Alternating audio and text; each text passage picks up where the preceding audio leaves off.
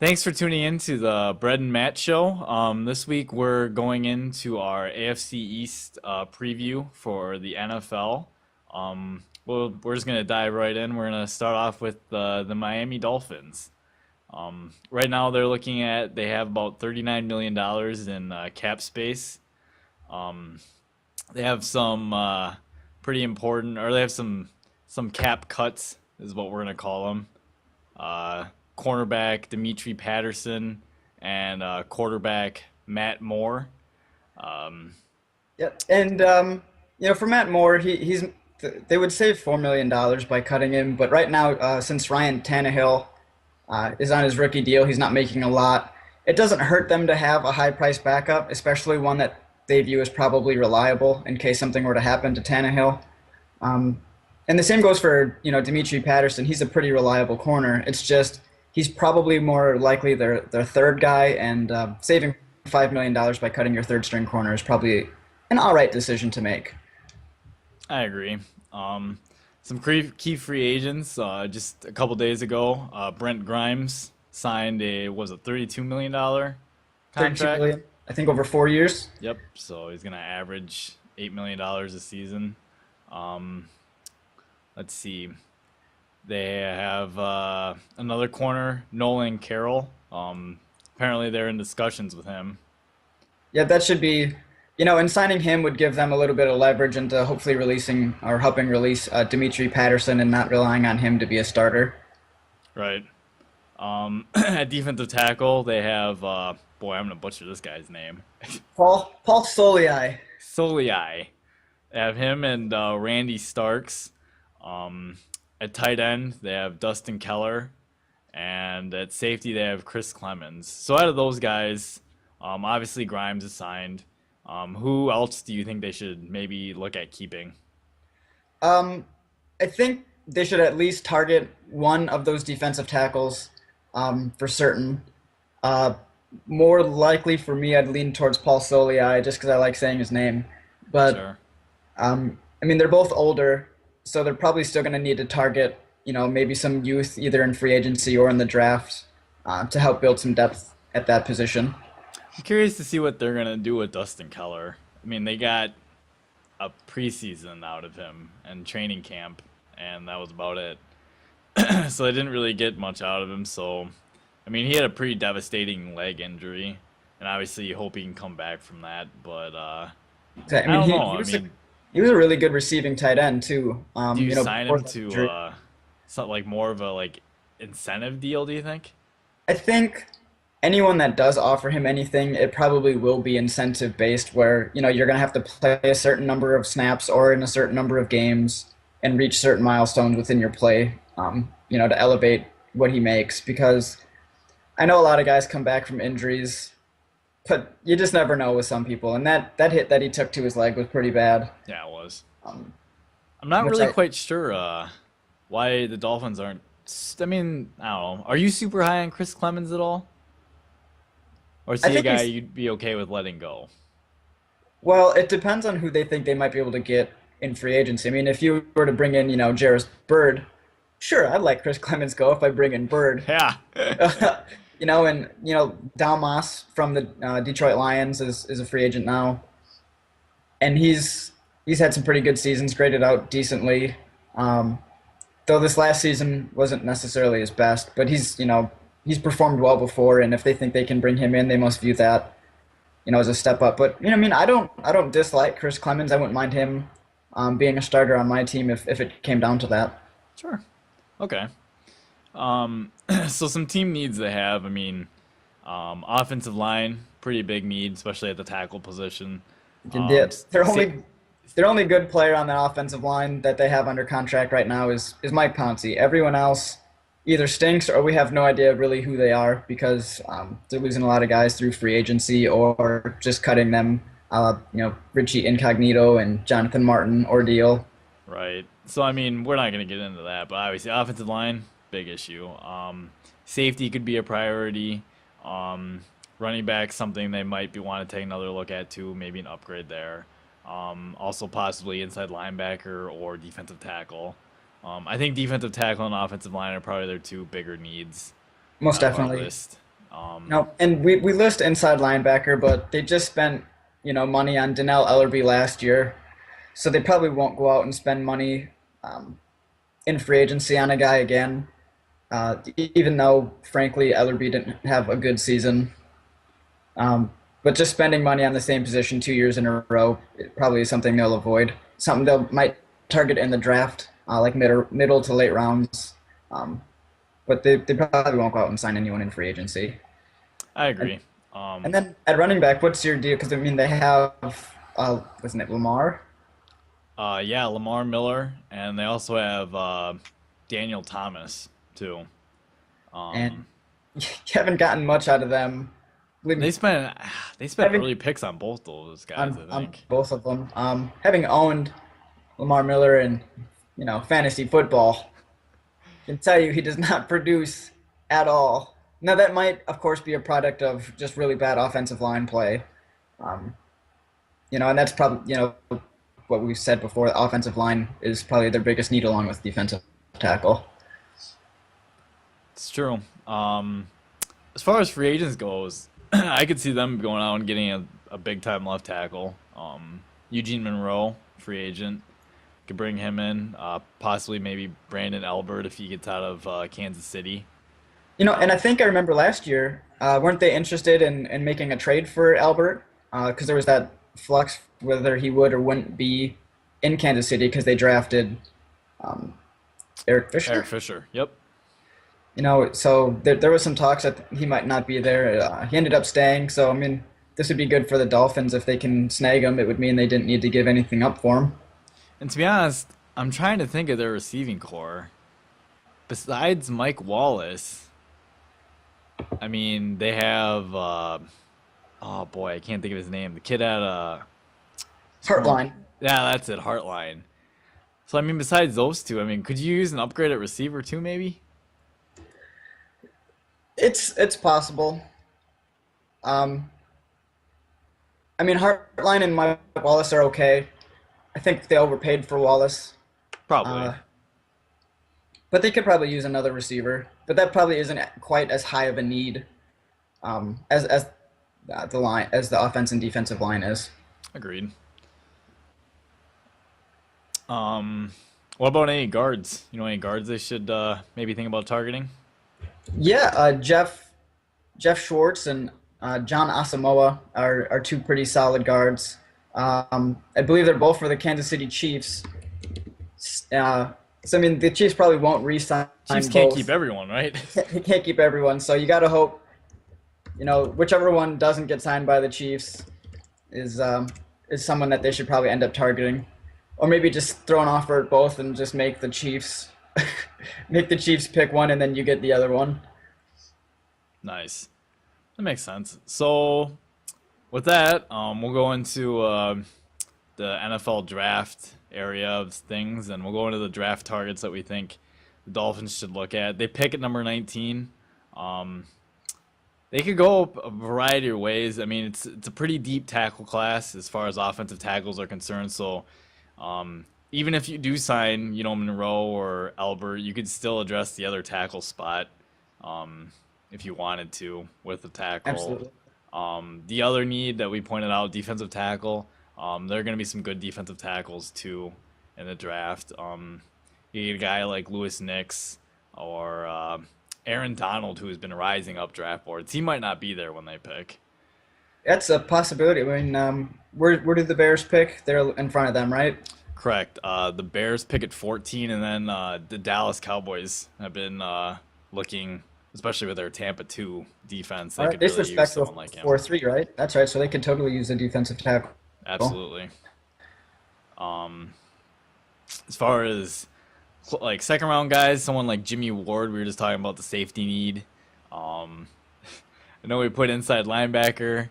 Uh, Chris Borland should go in the second round. And to be honest, I know they have some inside linebackers, but if they drafted him, he would find a way on the field and find a way to make an impact, I think, on their defense. Most definitely. And, like I said, at the very least, get some special teams help. And then, uh, in case of injury, whether Donnell Ellerbe or Philip Wheeler aren't producing or get hurt, he'd be a great guy to step into the lineup for sure. Right. And then as far as running backs go, you can always, toss in a second or third round running back. Maybe Bishop Sankey could be a guy they'd target, but you'd like one of these running back picks if they keep doing it through the draft to actually pan out for once. Oh yeah. That's true. I mean, Miami's the nice thing that if you're the Miami Dolphins, you do have a lot of cap space to work with. You should be able to sign at least one or two free agents and hopefully build through the draft and continue on the upward trend. Hopefully. For sure. With that, we'll move on to the next team in our AFC East preview, the New England Patriots, who currently have $12 million in cap space. Cap cuts. Will Fork was 8 million. Isaac Sopuaga was 2.7 million. Tommy Kelly 2.5 million. They might not cut all these guys, but they could restructure a few of them, and they could even restructure Logan Mankin's deal, which right now is a $10.5 million cap hit. Their center slash guard Dan Conley is also a $3 million cap hit. So I mean they got some guys that are kind of eating and why they only have $12 million in cap space. Yeah, I mean that Logan Mankins deal is, 10.5 million. Yes, he is, in an elite left guard, pretty up there. High quality starter. But 10 million is quite a lot. I'd like to see them restructure that, lower that cap number. Straight up, just cut Connolly. That guy's terrible. And then it really depends on what happens with those defensive tackles too to help clear up space. There's $13 million between the three of them, Will Fork's got a big chunk of that. and he's coming off an injury. So you'd like to see him restructure. I think they could probably maybe squeeze, let's see, maybe another 12 million out of this. So they could probably, I'd say, work their way up to, like 20 to 25 million dollars in cap space, which would really help them in free agency and signing their draft picks as well. Sure. So key free agents that they're losing. Talib, obviously he's their big guy that they're losing.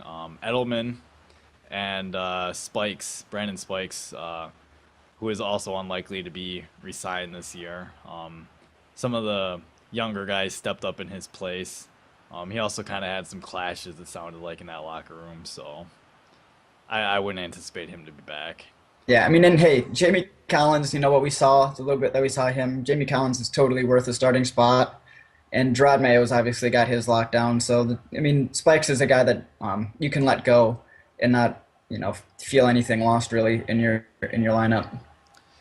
So the interesting thing is, what do you do with Talib? Because he's hard. I mean, obviously their defense completely changes when he is out. But we all watch plenty of football, and I don't know about you, but I watched that Saints game. He completely took Jimmy Graham out of that game. I mean, there was just He he just did. And, he and just if you look at, the guys they have right now, without him being signed, you got, Alfonso Denard and Logan Ryan, who are two, pretty all right guys. You don't feel bad when they're in the lineup. But today you definitely need, I feel like, an elite type, high quality sort of corner, because a lot of teams have, it's a passing league now, and if you don't have that high quality elite type guy, you're going to be in trouble. let's be real. I mean, they're hard to find. I mean, So I think they should sign Talib, and I'm sure he wants to stay there. I mean, his career there has been better than it wasn't Tampa. than it was in Tampa.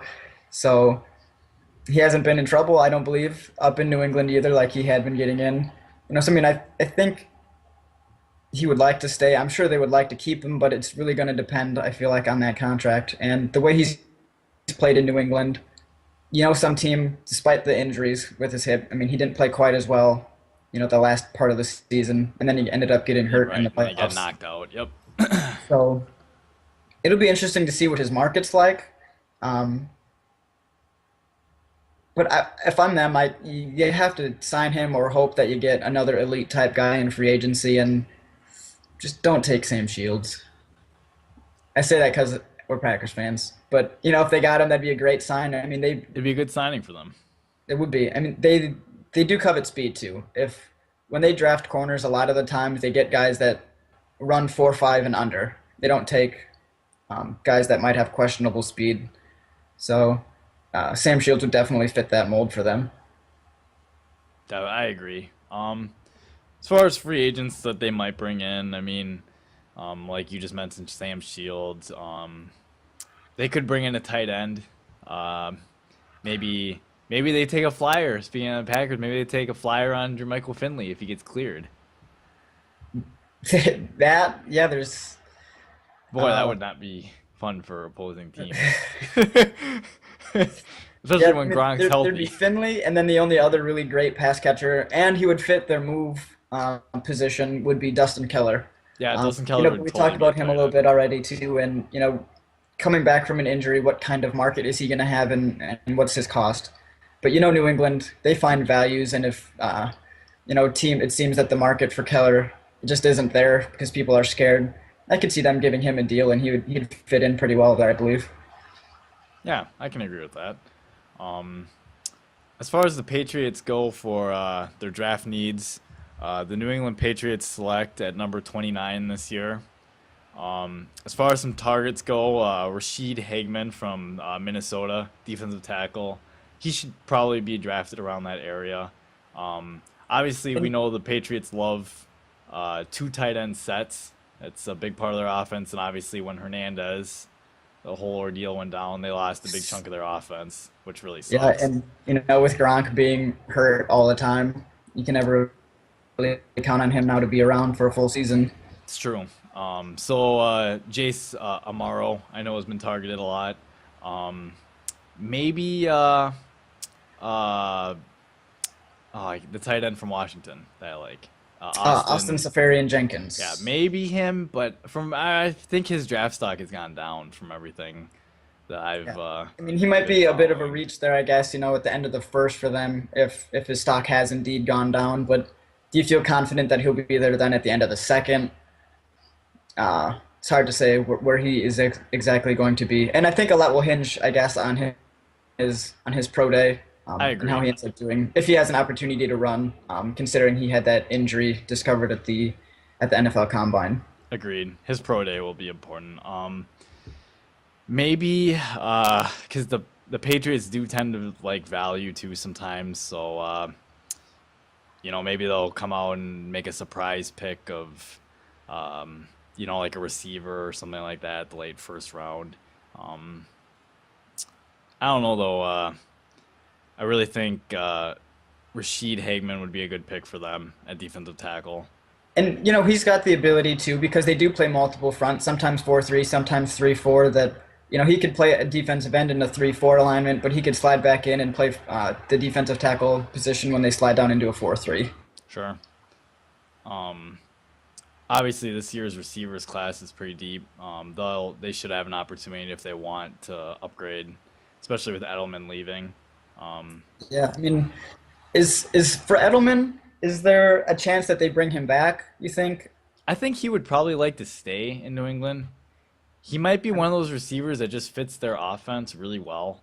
Um, but it might come down to a numbers situation too, or a money True. situation. So Yeah, and if they have shown before with Walker leaving they're not and afraid to turn a guy loose. to turn a guy loose, and they could go out, turn around, and then sign a guy maybe like Emmanuel Sanders from Pitt could be a guy they target if Edelman does indeed leave. I would think he would cost more than Edelman, though. To be fair, Probably would. he would be, in my opinion, he'd be an upgrade though. He's a good receiver. Not that Well, Edelman's Amendola not, cost but more than Welker, didn't he? I don't remember. I'm not sure about that one either. I mean, they both play like the same kind of receiver role, but um, yeah. So I mean, ultimately, we feel like the luxury about the Patriots is you don't have a ton of needs, so you can take the best player available, or you can do what the New England Patriots always do, and they trade out, and then they'll get a first round pick next year, and it's not a big deal. That happens every year. There was a span for a while; they had two first round picks, I swear, every year. They do a pretty good job of knowing what they do value, and if they don't have a guy that they like at that spot, they're not afraid to just trade. and they're in prime position too for, maybe one of those teams that passed on a quarterback early in the first round, Exactly. where they can trade then up into with their second round pick, so they'd get, maybe a top 10 second round pick this year and a second round pick the next year, would be probably pretty good value for that draft pick at the end of the first. Yep. Yeah, especially in this year's draft too. That would be very good value. Um, And some fixes perhaps too, on their offensive line with that guard and center situation in the draft. I think they could, maybe target some guys like David Yankee or Cyril Richardson, in the second and third rounds if they're hanging around, sure. to help solidify that spot, because Tom Brady's a great quarterback, but he's a little bit of a statue. So you'd love to give him some time, and would hate to have pass rushers coming up the middle and in his face all day. So I think that's a pretty important position for them. Sounds good to me. So with that, moving on to the next team, we have the Buffalo Bills in our AFC East preview. They have $25.5 million in cap space. Some cap cuts. Kevin Cobb at 3.1 million, and also Eric Pierce, who is the right tackle, at 2.9 million. Obviously, potential the big name coming out of Buffalo. Potential key loss in Jarius Byrd. Some other free agents that they're losing: Scott Chandler, and Alex Carrington, who is coming off injury. But he would provide solid depth on the defensive line. But let's just start with Jarius Byrd. So with $25.5 million in cap space, would you sign him to a long-term deal? If, how much is it? Yes. I He feel like, claims he wants to be the highest paid safety. well, then maybe not. I don't think, because we are a team, with a lot of needs. We're still not a great team. Obviously, we pick what, ninth, I think, this year. If you're the Bills, Yep, that they do. means you don't have a great team. You have a lot of needs, and you can't spend a ton of money on a guy. Yeah, a free safety is great, but I don't know if you can spend that much money when you have a bunch of other needs on your team. Oh, I should remind everyone they also lost another key corner in their defense at safety, Jimmy Jim Leonard. Leonard. He came in. He had a bunch of some picks for them. I mean, yeah, they're losing him too. By the way, gotta give a shout out to Jim Leonard. Right? And you've worked camps with Jim, right? I work Jim Leonard's skills camp that he holds in Tony, Wisconsin, for any of our listeners. But anyways, yeah. So I had to give a quick shout out to him. But the Bills would be wise to bring him back for another season. I think he's got a couple more years left. But I think anyways, back to Jarius Byrd. I know so. you're The stuck because guys, the guys 25 they point. have now that would probably step in, it'd either be Aaron Williams or Denora Searcy. I think Aaron Williams actually started, because I remember he was making some plays too while Jim Leonard. I don't know what was happening the last half of the season. It was after Bird came back. Um, but I remember Aaron Williams. He played all right. I don't know a Hmm. whole lot about Denora Searcy. Um, But according to, I use Pro Football Focus a lot. That's where I get some of my information, and they say he grades out as an adequate slash solid type player. But I don't know if I necessarily see him as a starter. Right. Um, but if you can save some money, if you're the Bills, we talked about him earlier. If Chris Clemens is available, if the Dolphins want to make that trade, the Dolphins can sign Bird and you can sign Clemens. Um, yeah, it might be a step down a little bit, but it'll help you in the cap space, so you can upgrade your other positions. Agreed. Um, I just think Jarius Bird's just entering his prime. He Obviously, spent some of his life, Matt. He grew up in here in Wisconsin for like junior high and early high school. I'm just throwing it out there. So he's obviously a great player. fair enough. I'm okay with Scott Chandler going. He's not an impact tight end, but he's a good solid tight end. Yeah, I mean he's a better pass catcher than he is a blocker, and even then his pass catching it's not bad, but it's not great. Um, you know, but if he leaves, you got the only guy on the roster now would probably be Lee Smith, who didn't catch a single pass last year. I'm not even sure he had a single pass thrown his way last year. So you don't really know what you're going to get with him. They'll probably either attack that as well in free agency or the draft, that tight end spot. Agreed. So their team needs overall, I mean, we got tight end, defensive end, outside linebacker, wide receiver, um, free safety in all likelihood, um, and possibly a right tackle. So I mean, this team has a lot of needs. Not a ton of cap space to work with either. So I mean, you might be able to sign one or two mid-level guys and have a little bit of money left over. Um, I can kind of see why they had a hard time coming to terms with Jarius Bird, and I think he was franchised last year, which So you means can't franchise him again because that's going it's to. an insane amount. It'd make it really hard to franchise a player multiple years in a row nowadays with the new CBA. So Most they didn't really have that option this year. As far as free agents go, I know we keep mentioning Dustin Keller and Jermichael Finley, but either of them would be an option.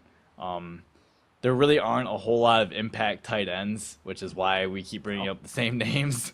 Yeah, I Unfortunately. mean, and with Jimmy Graham and um, crap, the kid from Baltimore, Oh, Pitta. Dennis Pitta. I think they got tagged or agreed to new deals. Yep, they got tagged or And agreed those there. are those would obviously be the top two guys in free agency, and they're gone. So that's pretty much left the free agency tight end bin a little bit dry. It's a little bit, yeah, it's very dry. I couldn't agree more. Um, and like outside linebacker, I mean, a guy like Worlds, who today just signed his tag tender. I think it was like 9.8 million or something like that to stay in Whew. Pittsburgh. Well, so now you think if he's there in Pitt, and you got Lamar Woodley, and you got their other outside linebacker whose name right now is escaping me, but they're not going to keep all three, right? One Jones, of right? Is them's that what you're thinking of? yeah, yeah. One of them is going to be gone, probably, right? You can't, so Well, that they're might be. not. I don't know. Jones is only if he was a rookie last year and in his second year this year. So I mean, Woodley, maybe I don't know. his cap can't be cheap. Whatever it Probably, is. um, yeah, it would be interesting to see what happens there in Pitt. We'll get to that. We'll have to look into that for our AFC North preview. Yes, most definitely. If something hasn't happened at that point, um, that'll be interesting to see what's going to happen there. But we'll Yeah, get to that eventually. yeah, for sure. So anyways, the Bills, as we mentioned earlier, they picked number 9 this year. Some draft targets. Um, I would like to see them go personally. Either if somehow Khalil Mack happens to fall to them, he should just stay in Buffalo. He's played Familiar college with there. the He can area, just stay right? there. He's used to the area. Um, no, but someone like him, if he's there, I'm not as high on Anthony Barr as other people are. But he would be an option as another pass rushing outside guy. Um, Personally, if Mike Evans is there, if EJ Manuel is your quarterback of the future, you got to give him some targets. So I think Robert Woods was a That's a really pleasant big target. surprise. I think he played a lot better than they were expecting last year, to tell you the truth. Who's Um, that? Robert Woods. Yeah, he played pretty good. So I think if you were to bring in someone like Mike Evans, I think that would be something for EJ Manuel to really work with there too. Right? And Um, that would, give you a lineup, with, Mike Evans, Robert Woods on the outside. You could work Steve Johnson and Marquise Goodwin in the slot. I mean, that would help make up for a lack of a quality tight end, I think. Um, Agreed. those slot guys can open up the outside guys by occupying the middle of the field. Right. The other option they could go to if they wanted Eric. How do you pronounce the last name? I'm just gonna go with Ebron. I have no Ebron. idea. Okay, we'll go with that. The best. He's, I think, by far the best tight end in this class. He's really kind of separated himself after the combine, and he's looked really good. And he's getting compared to the likes of like Vernon Davis with his type of playmaking ability. Obviously, a tight end like that they're hard to find, so he would be another option they could draft too. Or if they wanted in the second round, They could go after a guy like Troy Nicholas. Nice. Yeah, Yep. they go after a guy like him, tight end from Notre Dame, correct? Yes. Yeah, Or potentially, maybe Jason Amaro still around in the second. sure. Yeah, if he's still around in the second, um, yeah. So I mean, they got some options. It seems like a lot of our uh, opinion is based more that they should go towards the offensive side of the ball. Definitely. And then, for like second, third round type guys at safety, indeed, if Bird leaves, and they don't feel comfortable with either of those guys that they have now being a starter, you could target guys like Deion Buchanan from Washington State or Trey Boston, who I believe is from North Carolina. Some guys that they could get that would be solid guys there in the second and third round. Sure. Um, yeah. So that wraps up our little preview of the Bills. So with that, our last team in the AFC East that we have to cover are the Jets, who right now sit at 21.2 million under the cap. An interesting thing that I read today was that if they were to cut Mark Sanchez, who is at 8.3 million, and Antonio Cromartie, who's at 9.5 million, and Santonio Holmes, who's at 8.25 million, they would save 26.5 million dollars, which is obviously a ton of money. So I mean, they could additionally save another 1.3 millions or 1.3 million dollars if they cut Mike Goodson as well. Potentially, they could have a much larger cap, somewhere around the line of $47.25 million dollars if they wanted. Another option, they could restructure David Harris's contract as well. Yeah, I So mean, obviously, I say um, David Harris is carrying, I think it's a $5 million cap hit right now. okay, Well, that's how much they would save if they just straight up cut him or something like that. So they could definitely restructure his deal where more of it becomes a bonus, so they can spread it out over the duration of the contract and make his cap hit a little bit less than 5 million. sure. Um, yeah, I mean, obviously, as far as their cutting goes, it kind of sucks like if you cut Sanchez because you're not getting anything for him. But in my opinion, I think they should just cut ties with Sanchez. Yeah, they had him around really for competition. I don't think he had a chance before he got hurt of winning that starting spot anyway. Um, they're gonna have to ride that Geno coaster for another couple of years. Maybe he pans out, maybe he doesn't. But Sanchez definitely isn't the answer there, and carrying No. such a high cap space, Out of those free just agents I named, um, Holmes either should restructure his deal or he should be gone. Like he hasn't played really the last 2 seasons, so what is the point in keeping you around for another 8.25 million? You didn't contribute anyways. If you're yeah, not willing to restructure, you should be gone. yeah. Um, I mean, that should easily clear up between Sanchez and Holmes an easy 16 million. oof. From Marty, See, you know, I think Cromartie is an important part of their defense, personally. Like he is he's obviously the best corner that they have. he's probably Um, not worth 9.5 million, but that's big, and that's another one. Maybe they can cut him. Who knows what the market would be for him? They could bring him back for less, or maybe if they feel that he would be gone if he hit the open market, they could try to restructure that deal and clear some more space. But at the very least, this offseason they should be clearing probably $20 million in cap space to get up closer to about $40 million in money they can spend if they were smart. yeah. As far as key free agents goes, Nick Folk, who got the franchise tag. Um, Another possible one, right tackle Austin Howard and right guard Willie Colon. Sounds like they're in talks right now with Austin Howard, trying to keep him around. Um, as far as free agent acquisition goes, the Jets have been linked to possibly bring in Michael Vick, and I have my own thoughts about that. I kind of want to know what your thoughts are, though. It's I don't know what you get necessarily in bringing Vic in because the only thing that could do is if he's the starter, is that going to be hindering Geno Smith's development then? He's not going to be getting reps and he's not going to be getting gameplay experience. And if he's the backup, well, then how much are you spending on your backup? Because it's Mike Vick. Of course, he shouldn't cost a whole lot, I wouldn't assume. I don't know what the market's going to be like for him, but I don't imagine there's a whole bunch of teams that are going to be calling for him. I mean, so if you can get him for cheap, at the very least, maybe he could be a mentor then for Geno, an adequate backup if Smith gets hurt. But I hope you don't sign him to be your starter. Right. Um, as my thoughts on Mike Vick, I mean, I think he can still play in the league, but personally, like you said, I mean, you don't want to hinder Geno Smith's development. I mean, you rode him last year. You gotta see what you have. You spent a second round pick in him.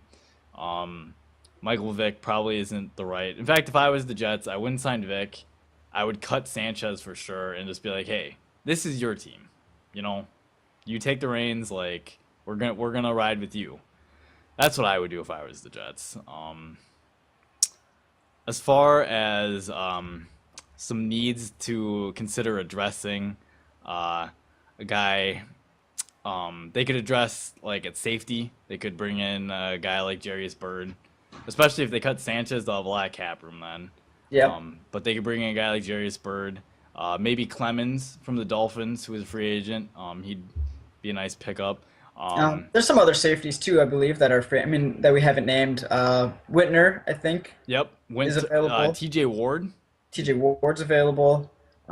There's actually a pretty decent crop of Delmas, you said safeties. earlier. Dalmas is available. So um, I know we said Burton Clemens, and we're just sticking with the AFC East theme, I guess.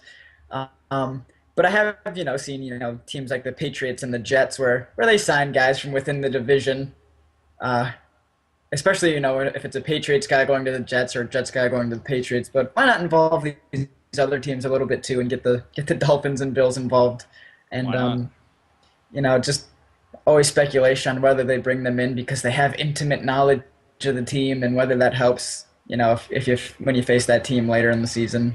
Right. Um, but there's a lot of safeties available that they could probably go after, and a few in the draft as well. Um, so I mean, which we'll get to in a little bit. Agreed. Anyways, another big need they have is wide receiver. Like they need to surround Geno with some weapons. Maybe bring in. They have the cap room if they wanted to bring in a guy like Eric Decker, in all likelihood, or Emmanuel Sanders. Maybe Hakeem Nicks, who could just stay in New York. Then another Or name, Golden Tate, maybe if yeah, I Seattle ends mean, up not keeping that, him. that sounds like Golden wants to stay in Seattle because It does. he thinks that they could be a little short-term dynasty here with the direction they're headed. Right. But I mean, if you're the Jets, you got to think, hey, he'd probably be, especially after cutting Holmes, our best wide receiver that we have, and he would improve your punt return game. So, he would upgrade two areas, um, and it'd at least be worth looking into for sure. Definitely. Other needs, offensive line, especially the left side. Maybe target a left guard. Um, they could another option, another need, tight end. Specifically, they need also pass rushers. Maybe a cornerback if they lose Cromartie or decide to cut ties with him. There's no shortage of needs with the Jets. I mean, once again, they're a team that's picking relatively high, so you end up with that The situation. fact that they won as many games as they did with the sort of needs coming out of the season that they have, I think honestly speaks to uh, Rex Ryan's ability to coach. I mean, he's not an elite guy. They haven't won anything. That might, of course, be something to do with the quarterback play there. And so he gets the most. And the quarterback here at Indiana, Nate Sudfeld, his brother Zach Sudfeld plays for the Jets, and he spent his preseason with the New England Patriots. Go figure. And he said that playing with Rex is so much different than playing for Bill. It's honestly he prefers playing with Rex. So I think the guys that are on the Jets might not be other than that front three on their defensive front elite players, but Rex the way he coaches, I feel it brings the most out of the guys that he has. Sure. Um, yeah, I mean, as far as pass rusher goes, maybe they can look at a guy like Anthony Spencer or Robert Ayers, um, Everson Griffin. Maybe a guy like Sean Phillips, who's on a 1 year deal with Denver. Um, I mean, they could bring in someone specifically if they wanted to on a pretty a pretty fair contract. I feel like. I think that's yeah for sure. And And my Robert guess Ayers, is that's probably honestly, if I had to take a guess, that's probably what they'll do. It tends and to I be what think New York does. Robert Ayers got a lot of playing time this last season because of Von Miller's suspension and injuries and whatnot.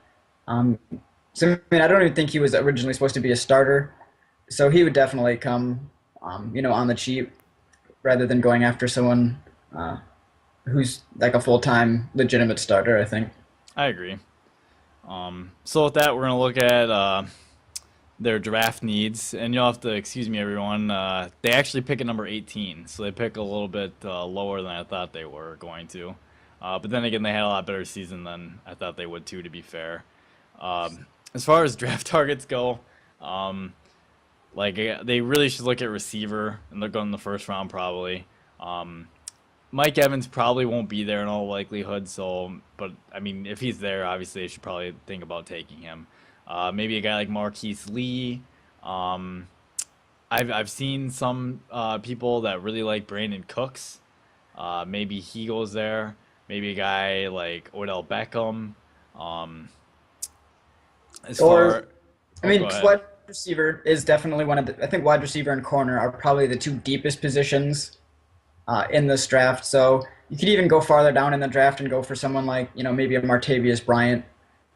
If you're not looking to take a wide receiver first round, but getting a playmaker in the second round, he's definitely an option for them later in the draft. Yeah, definitely. As far as second round guys go, maybe a guy like Cyrus Kwanjo, who's gonna not be in the first round in all likelihood now. Kyle Van Noy, the pass rusher from BYU. Maybe a guy like him in the second round.